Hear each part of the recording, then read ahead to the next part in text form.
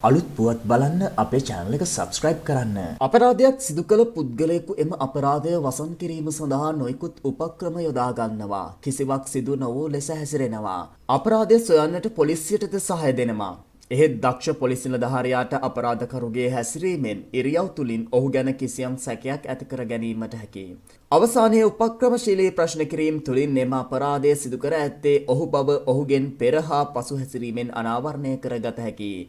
මෙවන් අපරාධකරුවෙකු සම්බන්ධයෙන් පුවතක් පසුගියදා පුත්තලම පොලිස් කොට්ටාශයේ සාලියවැව පොලිසියෙන්ද වාර්තා වුණා. සාලියවැව ප්‍රදේශයේ බොහොමයක් පිරිස් ජීවත් වන්නේ කෘෂිකර්මාන්තයෙන්. තවත් සමහරු එදිනෙදා කුලී වැඩවල යෙදෙමින් දවසේ කුලිය සොයා ගන්නවා. නගරයෙන් ඇතුළට ඇති ගම්මානවල ජීවත් වන බොහොමයක් දෙනා තවමත් ගෙවන්නේ කටුක ජීවිතයක්. බොහෝ අඹසැමියන් අතර ඇතිවන ආරවුල් නිසා පොලිස් පොතද පිරී පවතිනවා. ඉන් අඩක්ම අසාර්ථක පෞල් ජීවිත ගත කරන්නෝ වෙනවා. සැමියා අතහැර ගිය ගැහැණුන් මෙන්ම බිරියන්ගෙන් වෙන් වී වෙනත් කාන්තාවන් සමග පෞල් කන පිරිස් වසමේ දකින්නට හැකියි. ඉන්ද්‍රාණිද එවැනි කාන්තාවක්. ඇය 56 හැවරදී. පිරිමි දරුවන් තිදෙනෙකුගේ මවක් වන ඇයගේ සැමියා මීට වසර කිහිපයකට පෙර මිය ගොසින්. මේ වන විට දරුවන්ද කරදරු උස්මහත් වූවන් වන අතර ඇය එදිනෙදා ජීවිතය ගැටගසා ගන්නේ කුලී වැඩ කරමින්. ඇයගේ ලොකු පුතා දීග ගොස්. ඇය ජීවත් වන්නේ බාල පුතු සමග. නැති බැරිකම ඉවහා ගියද කාලයක් තිස්සේ ඇය මත්පැනට පුරුදු වී සිටියා. හොර රහසේ කෙරෙන නීති විරෝධී මත්පැන් වලට ඇය ඇබ්බැහි වී සිටියා.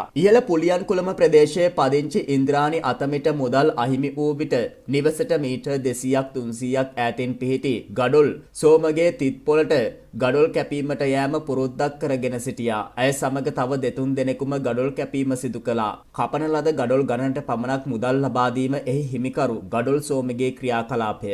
දින ගණනාවක් ගඩොල් පෝරණුව පැත්තේ නොපැමිණි ඉන්ද්‍රාණි ඉකුත් 15 වෙනිදා ගඩොල් කැපීම සඳහා පැමිණෙද්දී බණ්ඩාරද ගඩොල් කැපීමට පැමිණ සිටි අයුරු ඉන්ද්‍රාණි දකින්නට ලැබුණා. බණ්ඩාරද එතරම් හොඳ චරිතයක් ඇත්තෙකු නොවේයි. ඔහුටද දරුවන් දෙදෙනෙක් සිටිනවා. කෙල්ලන් දෙදෙනෙක් සිටියද බණ්ඩාරගේ ක්‍රියාකලාපය නොරිස්සූ ඔහුගේ බිරිය ඔහු දමා ගොස් දැනට වසර කිහිපයක් වෙනවා. ඒ නිසා ගඩොල් වැඩපළටද යාබද පැල්පතක් තනාගෙන එහි ජීවත් වන බණ්ඩාරට අතමිට කීයක් හෝ සොයාගන්නේ ගඩොල් සෝමේ ළඟ ගඩොල් කැපීමෙන්. එලෙස උපයා ගන්නා මුදලද ඔහු වියදම් කරන්නේ මත්පැනට බව ගඩොල් සෝමේ පමණක් නොව ඒ අවට බොහෝ දෙනා දන්නවා. ඒ නිසා බණ්ඩාර නිතරම සිටින්නේ බීමතින්. සමහර දාට බණ්ඩාරට දිවා ආහාරය සපයන්නේ සෝමේ විසින්. නැතහොත් කුමක් හෝ වෑංජනයක් සමග බත් ටිකක් පැලේ සාදා ගැනීමට බණ්ඩාර පුරුදු වී සිටියා. ඉකුත් 15 වරදා උදෑසන බණ්ඩාර හා ඉන්ද්‍රාණි හැරෙන්නට වෙනත් පිටස්තරයෙකු ගඩොල් කැපීම සඳහා පැමිණ සිටියේ නැහැ. ගඩොල් පෝරුණේ හිමිකරුද උදෑසනම වැඩපළ වෙත පැමිණ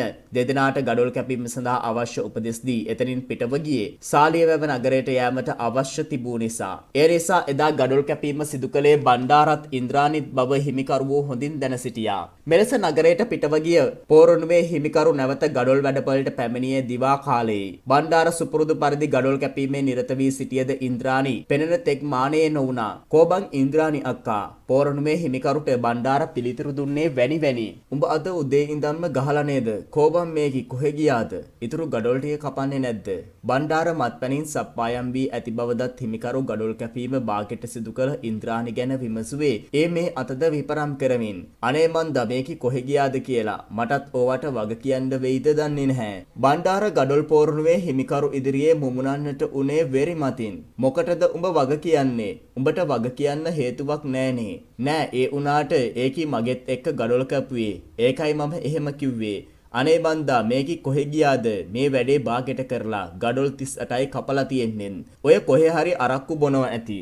බණ්ඩාර එසේ කියමින් සුපුරුදු පරිදි රාජකාරියේ යෙදෙන්නට උනේ වෙරිමත ඔහුට එතරම් අපහසුතාවයක් ගෙන නොදුන් නිසා. කෙසේ වෙතත් 15 වනදා රාත්‍රිය නික්ම ගියද ඉන්ද්‍රාණි ගඩොල් වැඩපළට නොපැමිණි අතර ගඩොල් හිමිකරු අනුමාන කළේ ඇය සිය ගෙදරට යන්නට ඇති බව. එතනින් එහාට බණ්ඩාරන් ගඩොල් සෝමෙත් අතර ඉන්ද්‍රාණි ගැන කිසිදු කතාබහක් ඇති නොවුවද පසුදින ඇය යලි වැඩට එනු ඇතැයි සෝමගේ හිතේ විශ්වාසයක් තිබුණා. 16 වනදා ඉන්ද්‍රාණි ගැන තොරතුරක් දැන ගැනීමට ගඩොල් වැඩපළේ හිමිකරුට හැකියාවක් නොතිබුණද සුපුරුදු පරිදි බණ්ඩාර ගඩොල් කැපීමේ නිරතව සිටියේ ඉන්ද්‍රාණි ගැන හාන් කවිසියක්වත් නොදන්නෙකු ලෙසින්. අදත් අරකි වැඩට එන්නේ නැහැ වගේ. සෝමේ එසේ කීවද බණ්ඩාර ඊට කිසිදු ප්‍රතිචාරයක් නොවුණා. ඔහු වෙනදා මෙන් කසිප්පු වඩයකින් සප්පායම් වී සුපුරුදු පරිදි ගඩොල් වැඩපළ ආසන්නයේ ඇති පැල තුල නිදාගෙන සිටියා. 16 වනදා ගෙවි ගොස් 17 වනදාට උදා වූද ඉන්ද්‍රාණී ගඩොල් කැපීම සඳහා නොපෙමිණ සිටියද වෙනදා මෙන් ගඩොල් වැඩපොලේ හිමිකරුගේත් බණ්ඩාරගේත් අවධානය ඇය වෙත යොමු නොවුණා. සුපුරුදු පරිදි බණ්ඩාරද ගඩොල් කැපීමේ නිරතව සිටි අතර වැඩපොලේ හිමිකරු වෙනත් වැඩ කටයුතු වල යෙදී සිටියේ එදින ගඩොල් කැපීමට ඉන්ද්‍රාණී අක්කා නොවන බවට ඇති වූ සැකයෙන්. අයියේ අපේ අම්මා වැඩට ආවේ නැද්ද? මේ අතර ඉන්ද්‍රාණීගේ බාලපොතු කලබලයෙන් එතනට පැමිණ ගඩොල් සෝමගෙන් ඒ ගැන විමසුවේ. ඒ දින දෙකේම තම මව නිවසට නොපැමිණි බව සඳහන් කරමින් "ඇයි බන් අම්මා ගෙදර ආවේ නැද්ද? මේ දවස් දෙකේම අම්මා කොහොමවත්ම ආවේ නැහැ. 15 වෙනිදා දහවල් වෙනකම් වැඩ කරලා මෙහෙන් ගියා. අඩුම ගානේ මටවත් කිව්වේ නැහැ. ගඩොල් 38ක් විතර කපලා තිබුණා. ඒකේ සල්ලිවත් ගන්න ආවේ නැහැ. ඇත්තද අයියේ? මාර වැඩේනේ. අම්මා ගෙදර ආවේ නැහනේ. පුතේ ඉන්ද්‍රාණී අක්කා එදායින් පස්සේ ඇහැටවත් දැක්කේ නැහනේ." හිමිකරු බණ්ඩාර දෙසට හැරී එසේ පැවසුවත් බණ්ඩාර ඊට හූමිටි දුන්නේ ඉන්ද්‍රාණී අක්කා දින දෙකක් තිස්සේ ඔහුටද දකින්නට නොලැබුණු බව කියමින්. ඉන්ද්‍රාණී සමහර දාට මෙලෙස දින දෙක තුන වෙනත් ගෙවල් වල නතර වන බව ඇයගේ බාලපුතා දැන සිටියද ඒ කිසිදු තැනක මව නොසිටීම ඔහුටද මහත් ප්‍රශ්නයක් ගෙන දුන්නා. ගඩොල් හිමිකරුත් බණ්ඩාර සමග එකතුව ඒ අවට විපරම් කළද ඔවුන් කිසිවෙකුටත් ඉන්ද්‍රාණී සොයා ගැනීමට නොහැකි වුණා. කෝකටත් පොලිසියට ගිහින් පැමිණිල්ලක් දාපන්. ගඩොල් පෝරණුවේ හිමිකරු කියන අයුරු බණ්ඩාරටද ඇසුණා. ඒත් ඔහු තම රාජකාරියේ නිරත වී සිටියේ ඉන්ද්‍රාණී ගැන සොයන්නට ඔහුට අවශ්‍යතාවයක් නොතිබුණ හේයින් 17 වනදා දහවල් ඉන්ද්‍රාණීගේ බාලපුතා නිරෝෂන් සාලිවැව පොලිස් ස්ථානාධිපති ප්‍රධාන පොලිස් පරීක්ෂක ප්‍රියදර්ශන හමු වී තම මවගේ අතුරුදහන් වීම සම්බන්ධයෙන් තොරතුරු පවසන්නේ දින දෙකක්ම ඇය ගෙදර නොපැමිණි බවට පැමිණිල්ලක් පොලිස් පොතේ සටහන් කරමින්. පැමිණිල්ල දැම්මට පස්සේ මමත් ක්‍රයිම් OIC ටීම් එකකුත් ඔය ගඩොල් පෝරණුව තිබුණු තැනට ගියා. පොලිසියේ ඉඳන් හරියටම තියෙන්නේ කිලෝමීටර් 9යි මීටර් 300යි. අපි යනකොට ඔය බණ්ඩාර කියන පුද්ගලයා පෝරණු ළඟ තියෙන පැලේ හිටියා. අපි දැක්ක ගමන් මෙනියා මේසේ උඩ තිබුණු වතුර බෝතලේ බීගෙන ගියා. අපි බණ්ඩාරගෙන් ඇහුවා ඉන්ද්‍රාණීකෝ කියලා. අනේ මන් දන්නේ නැහැ සර්. ඔය කොහේ හරි යන්න ඇති. එදා දහවල් ඉඳන් මමත් දැක්කේ නැහැ. ගඩොල් ටිකත් බාගෙට කපලා ගිහින් තියෙන්නේ කියලා මිනිහා අපිට කිව්වා. එහෙත් අපේ සැරයන් චරිතට මේ පුද්ගලයා ගැන ඒ වෙනකොටත් තොරතුරු ඇවිත් තිබුණේ. අපිට මිනිහගේ කතාවෙනුත් එරියව් වලුනුත් පොඩි සැකයක් ඇති වුණා. අනික මේ ගෑනු කෙනා අන්තිමට ගඩොල් කපලා තියෙන්නේ මෙයත් එක්කනේ. ඒ සැකයත් නිසා මම නිලධාරියෙක් බණ්ඩාර ගාව තියලා අපි ටිකක් කැලේ ඇතුළට ගියා. අපි ගඩොල් පෝරණුවේ අයිතිකාරයාගෙනුත් ප්‍රශ්න කළා. එයා කිව්වේ උදේ වැඩ පවරලා ගියා. දවල් එයා කෑමත් අරන් එනකොට බණ්ඩාර හිටියා. ඉන්ද්‍රාණී හිටියේ නැහැ කියලා. පස්සේ අපි කැලේ ඇතුළට යනකොට අපට පෙනුණ එක තැනක ගස්කොළ තනකොළ එහෙම පොඩි වෙලා තියෙනවා. කවුරු හරි එතන වාඩි වෙලා ඉඳලා තියෙනවා වගේ සලකුණු. ඒ නිසා මට සැකයක් ඇති වුණා මෙතන කවුරු හරි ඉඳලා තියෙනවා කියලා. ඒ සැකය නිසාම තව ටිකක් ඉස්සරහට යනකොට අපිට පෙනුණා ඒ හරියේ ගස්කොළ තැලිලා තියෙන ආකාරය. ඒ කියන්නේ කවුරු හරි බිම දිගේ ඇදගෙන ගිය සලකුණු තිබුණා.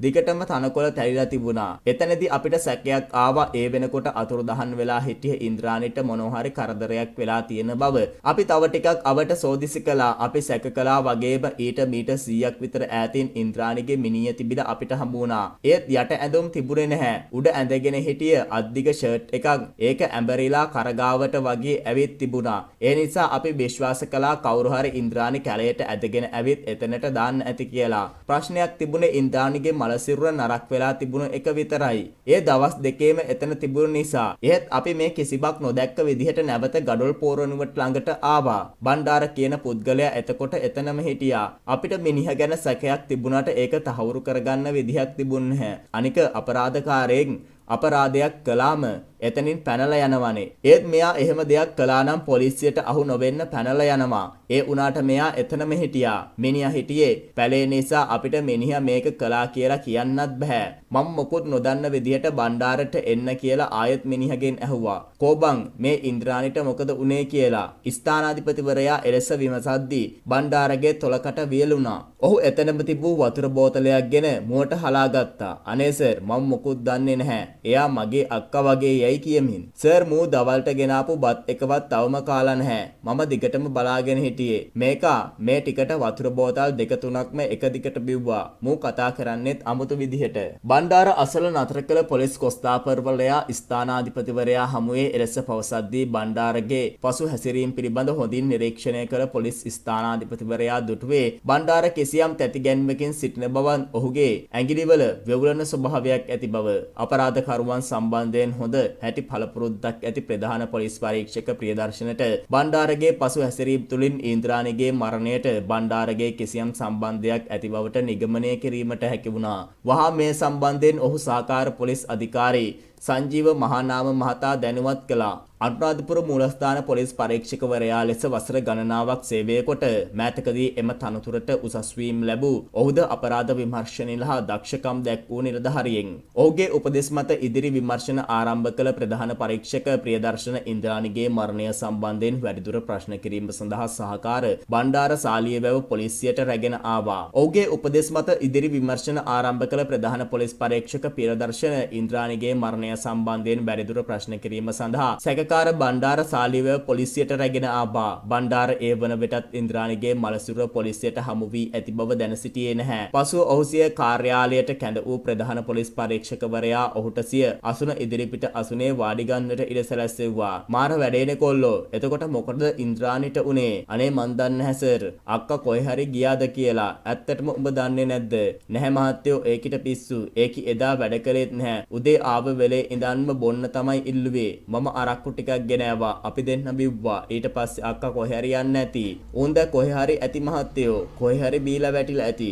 බණ්ඩාර හතර අතේ දිවුරමින් පොලිස් ස්ථානාධිපතිවරයාට එලෙස පැවසුවා. රාත්‍රියේ පොලිසියට ගෙනවිත් දීර්ඝ ලෙස ප්‍රශ්න කළද බණ්ඩාරගෙන් ඉන්ද්‍රාණිගේ මරණය සම්බන්ධයෙන් කිසිදු හෝඩුවාවක් දැනගන්නට හැකි වුණේ නැහැ. එහෙත් ඉන්ද්‍රාණිගේ මලසිරුර හමු වූ බවක් ස්ථානාධිපතිවරයා බණ්ඩාරට ඒ මොහොතේත් පැවසුවේ නැහැ. ඒ නිසා බණ්ඩාර සිතුවේ පොලිසියට තවමත් ඇය සොයාගත නොහැකි වී ඇති බව තමාගෙන් දැන ගැනීමට උත්සාහ ගන්නා බව. කෙසේ වෙතත් ඒ අතරතුර බණ්ඩාර පොලිස් නිලධාරීන්ගෙන් වතුර ඉල්ලමින් වතුර වීදුරු කිහිපයක්ම හිස් කළා. දිගින් දිගටම වතුර බීම ගැන තවදුරටත් සැක පළ කළ නිලධාරීන් අවසානයේ ඔහුව උපක්‍රමශීලීව කොටු කරගත්තා. අපි උඹට මෙච්චර වෙලා chance දුන්නා. දැන් ඉතින් ඇත්ත කියපන්. උඹ නේද අර ගෑණිය මැරුවේ? අපි ඔක්කොම හොයාගෙන ඉවරයි. නිලධාරීන් බණ්ඩාර ඉදිරියේ කිව්වා. ඒ සමගම ඔහුගේ මුව ගොළු වුණා. ඔහුගේ උගුරකට වියලී ගියා. සර් මට වතුර ටිකක්. බණ්ඩාර මිමිනුවා. ඒ වන විට වෙලාව අලුයම 3ට විතර වී තිබුණා. වතුර දෙන්නම් ඇත්ත කියපන් ඉස්සෙල්ලා. සර් මම ඇත්තම කියන්නම්. අපි දෙන්න කැලේ ඇතුළට ගිහින් අරක් බිව්වා. මමයි අරක්කු ගෙනාවේ. ඒ වෙලාවේ අක්කමාව බදා ගන්න හැදුවා. මම ඒකට කැමති උනේ නැහැ. මට කේන්ති ගියා. මම පයින් එයාගේ බෙල්ලට ගැහුවා. ඒ පාර අක්කා වැටුණා. විනාඩි 5ක් යනකොට නහයෙන් කටින් ලේ ආවා. අක්කගේ සාය ගලවලා ලේ පිහ දැම්මා. අක්කා මැරුණු බව මට තේරුණා. පස්සේ මම අක්කව කකුල් දෙකෙන් ඇදගෙන ගිහින් කැලේ ඇතුළට දාලා පැලට වෙලා හිටියා. මම පැනලා ගියේ නැහැ. එහෙම ගියා නම් පොලිසියෙන් මාව සැක කරන නිසා මම අරක්කු බිබී පැලට වෙලා හිටියා සර්. අනේ සර් මට වතුර. ඔහුගේ ඉල්ලීමට කන් දුන් නිලධාරීන් ඔහුට නැවතත් බීමට වතුර වීදුරුවක් දුන්නා. ඔහු එක හුස්මට එය බීගෙන ගියා. අවසානයේදී හුස්මක් පිට කර බණ්ඩාර පොලිස් නිලධාරීන් දෙස බය අඩු බැල්මක් කෙළුවා. නිලධාරියෙකු ඔහුගේ දෑතට මාංචු යොදවා ඔහුගේ ප්‍රකාශ ලබා ගැනීම සඳහා ඔහු අපරාධ විමර්ශන අංශයට රැගෙන ගියා. බණ්ඩාර පවසන පරිදි ඉන්ද්‍රාණි මිය ගියේ ඔහුගේ පහපාර නිසාද යන්න නිශ්චිත වශයෙන්ම දැන ගැනීම සඳහා ඉන්ද්‍රාණිගේ සිරුර පිළිබඳ පක්ෂාත් මරණ පරීක්ෂණයක් සිදු කිරීමට පොලිසිය පියවර ගත්තා. එහිදී හෙළි වුණේ ඇය පහර දී ඝාතනය කර ඇති බව. සැකකාර බණ්ඩාර පුත්තලම මහේස්ත්‍රාත් අධිකරණයට ඉදිරිපත් කිරීමෙන් අනතුරුව රක්ෂිත බන්ධනාගාරගත කෙරුණා. වයම් පළාත භාර ජ්‍යෙෂ්ඨ නියෝජ්‍ය පොලිස්පති සංජීව ධර්මරත්න, පුත්තලම දිශාව භාර නියෝජ්‍ය පොලිස්පති ආර්.එම්. නිමල් පෙරේරා, පුත්තලම කොට්ටාශ භාර ජ්‍යෙෂ්ඨ පොලිස් අධිකාරී ජේ.පී.එස්. ජයගම යන මහත්වරුන්ගේ අධීක්ෂණ මත පුත්තලම සහකාර පොලිස් අධිකාරී අංක 3 සංජීව මහානාම මහතාගේ උපදෙස් මත සාලියබැව පොලිසියේ ස්ථානාධිපති ප්‍රධාන පොලිස් පරීක්ෂක ප්‍රියදර්ශන මහතාගේ මෙහෙයවීමෙන් අපරාධ විමර්ශන අංශයේ ස්ථානාධිපති උප පොලිස් පරීක්ෂක තෙන්නකෝන් සැරයන් වරුන් හා කොස්තාපල් වරුන් මෙහි පරීක්ෂණ සඳහා එක් වුණා. දිනපතා ඇහෙන අලුත්ම උණුසුම් පුවත් දැනගන්න අපේ YouTube channel එක subscribe කරන්න. ඒ වගේම bell icon එක click කරොත් අපි දාන උණුසුම් පුවත් ඔබට ඉක්මනින් දැනගන්නටත් පුළුවන්.